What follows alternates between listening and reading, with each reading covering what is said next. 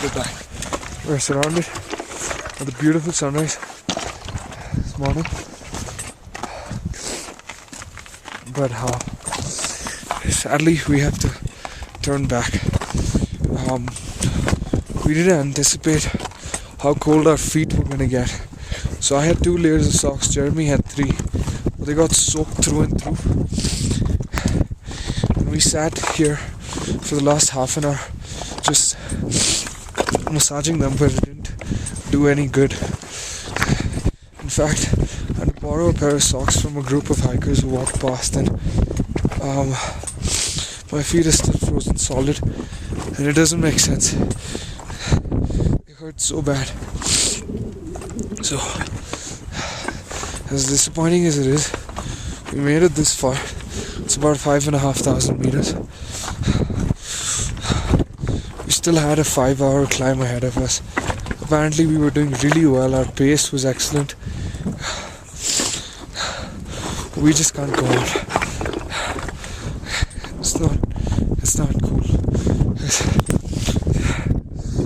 Look at all this ice.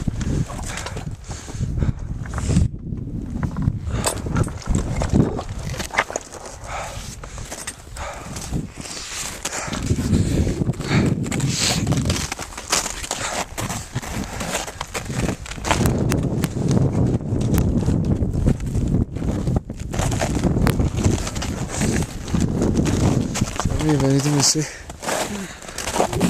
No. You switch it off then.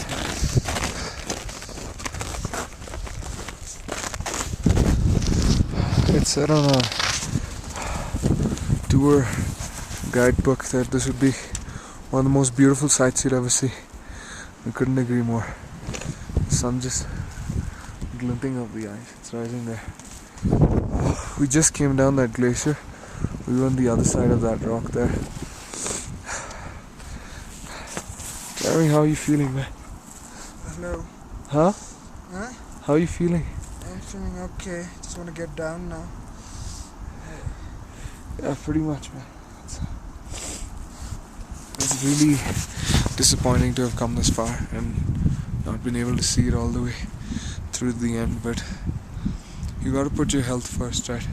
It didn't make sense for us to climb Stok Kangri and then amputate a couple of toes, because I was almost in tears up there with the pain.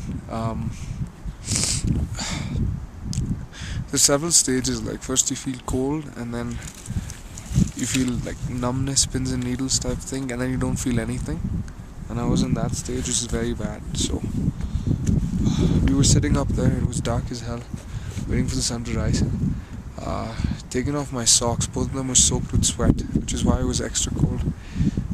Wrapped my feet in a little fleece blanket that I had in my bag, and we massaged them until they started hurting, which was a good thing.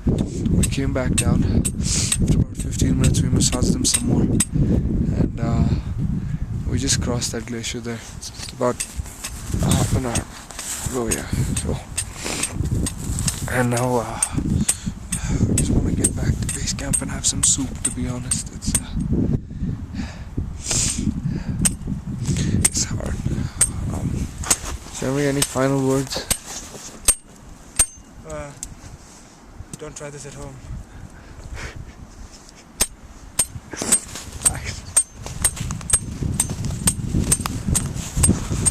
Here we are, chilling on top of this unknown hill, just above base camp. It's around 7:10 in the morning. Yeah. Close to 6 hours since we left our tent. No, since we started on our hike earlier today.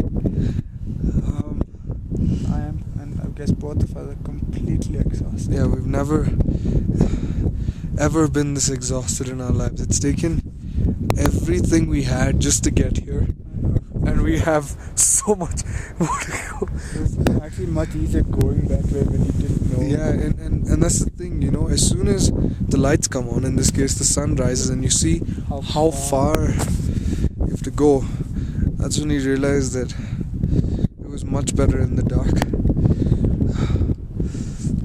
But it just wasn't worth it, you know. And I think coming from where we did, we did a pretty awesome job. We reached 5,600 meters. Um, we trekked up all the way, from 3,000 to 5,600, which is a really good trek for 3 days. Yeah. And zero acclimatization problems. Obviously, that's I don't think this is a mountain for beginners. I think we have to go to Javed. We gotta go talk to some people, because everywhere this says it's for beginners, and we just saw people turning back the whole night. So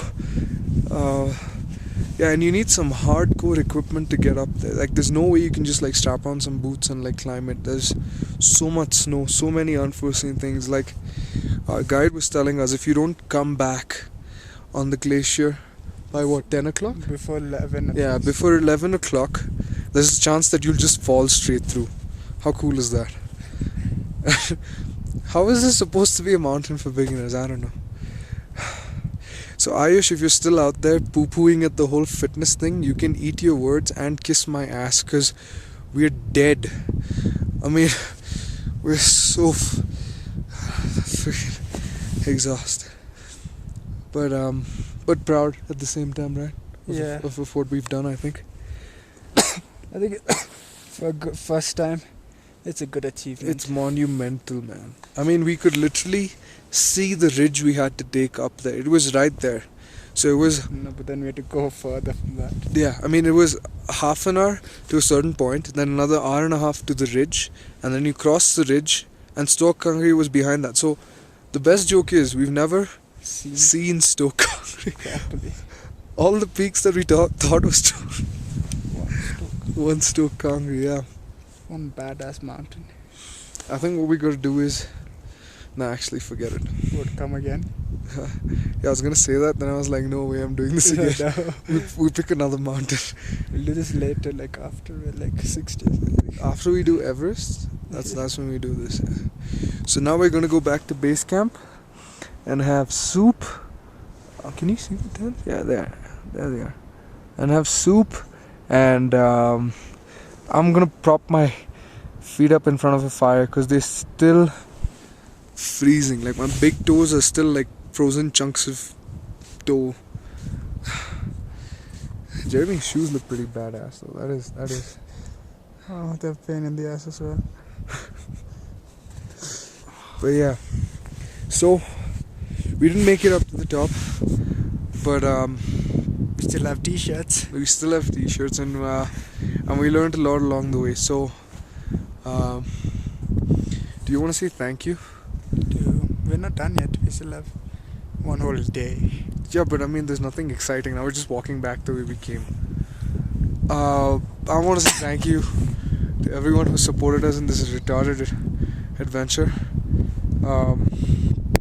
You know who you are, and I'm sorry we didn't make it to the top, but we really tried hard. And Seth, bro, I wish you were here, man. You wish you weren't here. No, yeah, actually, we take that back. You don't want to be here. If I could wind the clocks back, and not get up for this trek, I would have done that and probably done it, tonight. Not that it would have made any difference. I mean, who would have thought that sweaty socks would eventually lead to frostbite?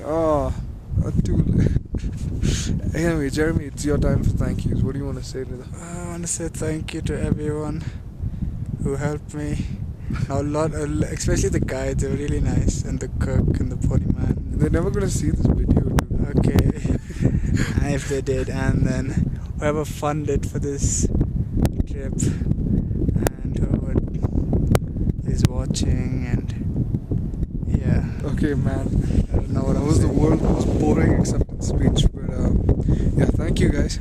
And if anything interesting happens, we'll take video. But I think we're done for now, taking footage and clicking pictures. We're just gonna enjoy our 2 days walk back, and then our relaxing flights back to Delhi, and then Dubai for me. Normal altitude. To sea level.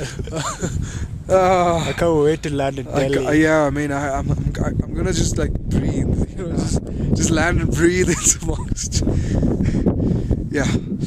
Goodbye. Goodbye.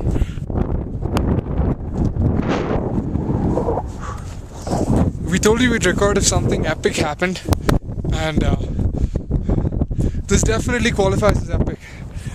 Down there, way down there, in the distance, that's base camp. We've climbed at least 400 meters, Jeremy, higher than base camp. Because that is the peak we ascended yesterday, and that's like way below us right about now. And look at this scenery we're surrounded by. It took us an hour 20. Yes. And this has been the steepest climb so far. Exhausted. It's cold. It's really cold. I mean, that peak is right there. Wait, let me get in the shot. It's right there. It's right there. It's about... If we had the equipment, it's another 3-hour climb from here because of all that snow. But we don't have the equipment, so this is where we stop pretty much. But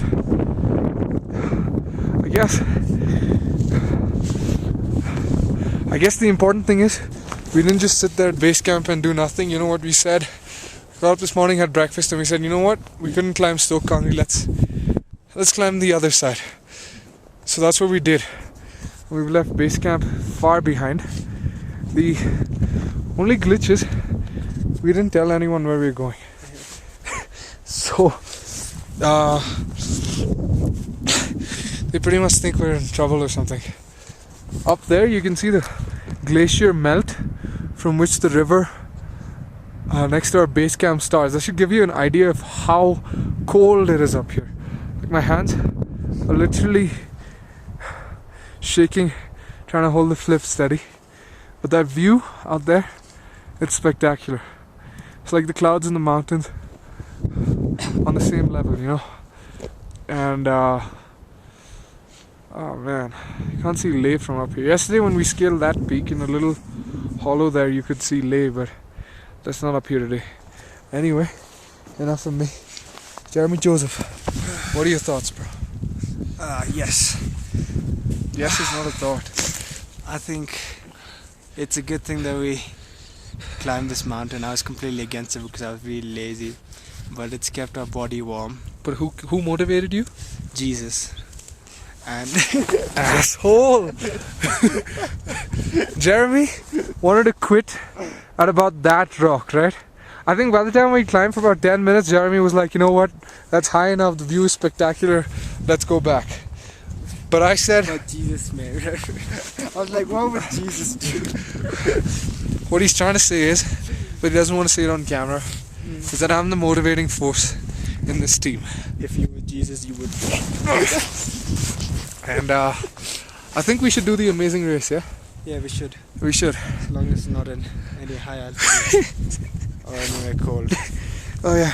And the weather today is exceptionally cold. In fact, we saw one group come back down that ridge, down that slope, some time ago, which means they probably failed in their Stok Kangri attempt just like us. They probably got just a little bit further. But today is really, really cold. In fact, it was colder than last night when we climbed, which was also exceptionally cold. So we go down and talk to some people and see what it was like today. But I'm proud of what we've done. So now we're going to go back. I think first we're going to sit here for a bit because we're exhausted out of our minds. And then we're going to go back and have some warm soup. I have lunch. Yeah, lunch. Okay, Jeremy, my hand is really cold. Do you have anything to say? I want to put my glove back on. Goodbye.